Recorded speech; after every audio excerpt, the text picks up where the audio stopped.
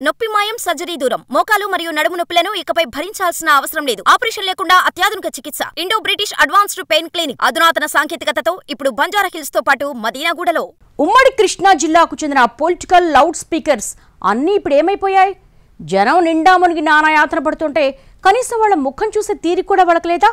అధికారంలో ఉన్నన్ని రోజులు మా అంత మగాళ్ళు లేరు అంటూ మీసాలు మెలేసిన వాళ్ళంతా ఇప్పుడు ఎక్కడ దాక్కున్నారు? బాధితుల్ని ఎందుకు పరామర్శించలేకపోతున్నారు? ఇంతకీ ఎవరా నేతలు? వాళ్ల గురించి ఎందుకు మాట్లాడుకోవాల్సి వస్తుంది? ఉమ్మడి కృష్ణా జిల్లాను కోలుకోలేని దెబ్బతీశాయి బుడమేరు వరదలు. విజయవాడ నగరంతో పాటు మైలవరం, గన్నవరం, గుడివాడ, పెనమలూరు వంటి అనేక నియోజకవర్గాల్లో లక్షల మంది తీవ్రంగా నష్టపోయిన పరిస్థితి.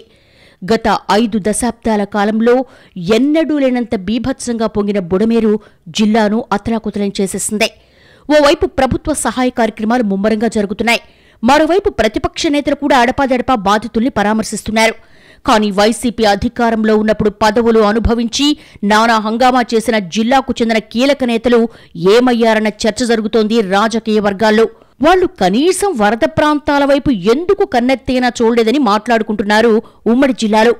అధికారంలో ఉన్నప్పుడు వైసీపీకి పేటెంట్ స్వరాలుగా ఉన్న పేర్ని నాని, కొడాలి నాని, జోగి రమేష్, వెల్లంపల్లి శ్రీనివాస్, వల్లభనేని వంశీ లాంటి వాళ్లు ఏమైపోయారు అన్నది రాజకీయ వర్గాల క్వశ్చన్. అధికారం పోయాక కేసుల భయంతో కొందరు నేతలు గాయబయ్యారా, ఇంకొందరు మాకెందుకులే అన్నట్టుగా ఉన్నారా అన్న చర్చ జరుగుతోంది. బుడమేరు వరద బీభత్సంతో బెజవాడ నగరం తర్వాత గన్నవరం, గుడివాడ నియోజకవర్గాలు కూడా బాగా దెబ్బతిన్నాయి. గుడివాడ సెగ్మెంట్ కు సంబంధించి నందివాడ మండలంలో ఉన్న 11 గ్రామాల్లో 6,000 మందికి పైగా ప్రజలు తీవ్రంగా ఇబ్బంది పడ్డారు. ఇక గన్నవరం నియోజకవర్గంలో 10 గ్రామాల్లో ఉన్న 10,000కు పైగా మంది ప్రజలు నిరాశ్రయులయ్యారు. ఇళ్లలోకి నీరొచ్చి పొలాలు నీట మునిగి పశువులు కొట్టుకుపోయి నానా యాతన పడుతున్నారు. ప్రభుత్వ సహాయక చర్యలు జరుగుతున్నా సమస్య తీవ్రత దృష్ట్యా కొందరికి సరిగా సాయం అందటం లేదన్న మాటలు అక్కడక్కడ వినిపిస్తున్నాయి. ఇలాంటి పరిస్థితుల్లో బాధితులకు భరోసా ఇస్తూ సమస్యల్ని ప్రభుత్వ వర్గాల దృష్టికి తీసుకువెళ్లాల్సిన మాజీ ఎమ్మెల్యేలు, మాజీ మంత్రులు ఎవ్వరూ ఎందుకు వరద బాధిత ప్రాంతాల వైపు కన్నెత్తైనా చూడటం లేదని ప్రశ్నిస్తున్నాయి రాజకీయ వర్గాలు. కృష్ణా జిల్లా వైసీపీ అధ్యక్షుడిగా ఉన్న మాజీ మంత్రి పేర్ని నాని కూడా వరద ముంపు ప్రాంతాల్లో పర్యటించలేదు. అటు కొడాలి నానిపై ఉన్న 2 కేసుల్లో ముందస్తు బెయిలొచ్చినా ఆయన గుడివాడకు రాలేదట. ఇక వల్లభనేని వంశీ కేసుకు సంబంధించి కోర్టులో బెయిల్ పిటిషన్ దాఖలవగా జోగి రమేష్ ముందస్తు బెయిల్ పిటిషన్ కొట్టేయడంతో ఆయన పరారీలో ఉన్నారనేది లోకల్ టాక్. మరో నేత వెల్లంపల్లి శ్రీనివాస్ జగన్తో పాటు ముంపు ప్రాంతాలకు వెళ్లారు. 1-2 సందర్భాల్లో ఒక్కడే వెళ్లినా తూతూ మంత్రంగా ముగించేశారన్న విమర్శలున్నాయి. గుడివాడ నుంచి కొడాలి నాని 4 సార్లు, గన్నవరం నుంచి వంశీ 2 సార్లు, బెజవాడ పశ్చిమ నుంచి వెల్లంపల్లి 2 సార్లు, జోగి రమేష్ 2 సార్లు ఎమ్మెల్యేగా గెలిచారు.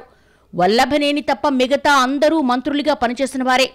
ఇన్నేళ్ల ప్రజా జీవితంలో ఉన్న నేతలు ప్రజలకు కష్టాలొచ్చిన సమయంలో కనీసం ఓదార్పిచ్చేందుకు వెళ్లకపోవడం ఏంటి అన్న ప్రశ్నలు వినిపిస్తున్నాయి. స్థానికంగా అదే సమయంలో వైసీపీ నేతలు మాత్రం దీనికి వేరే కారణాలున్నాయని చెప్తున్నారట.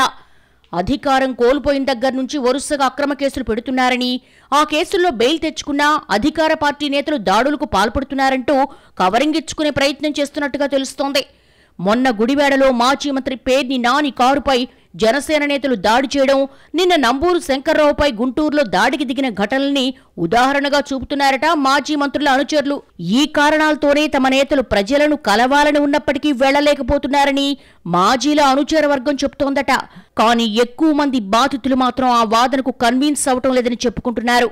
ఇన్నేళ్లు మిమ్మల్ని నెత్తిన పెట్టుకుని గెలిపిస్తే తీరా మీ వ్యక్తిగత కారణాలతో మేము నిండా మునిగినప్పుడు కూడా ముఖం చూడకుంటే ఇక ఎలా నమ్మేది అని ప్రశ్నిస్తున్నారట.